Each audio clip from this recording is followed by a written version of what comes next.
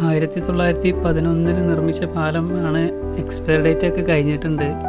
കുട്ടികളെ ഒന്നും അല്ലാതെ ഇതിലൂടെ പറഞ്ഞേക്കാറില്ല, കാരണം മുഴുവൻ ഡാമേജായി കിടക്കുകയാണ്. സൈഡൊക്കെ കംപ്ലീറ്റ് പൊട്ടി നശിച്ചിട്ടുണ്ട്. ഇരുമ്പൊക്കെ ദ്രവിച്ചു പോയിട്ടുണ്ട് തുരുമ്പെടുത്ത്. അത്രയും പാക്കായിട്ടുണ്ട്. അതുകൊണ്ടാവും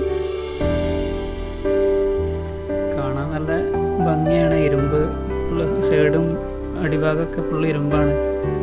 ഇന്നത്തെ പാലം മുഴുവൻ കോൺക്രീറ്റും ഇതിനുള്ളിലൂടെ ചെറിയ കമ്പിയുള്ളൂ. പക്ഷേ ഇപ്പോഴത്തെ ഈ പഴയ പാലമായതുകൊണ്ട് കംപ്ലീറ്റ് നല്ല ഇരുമ്പാണ്.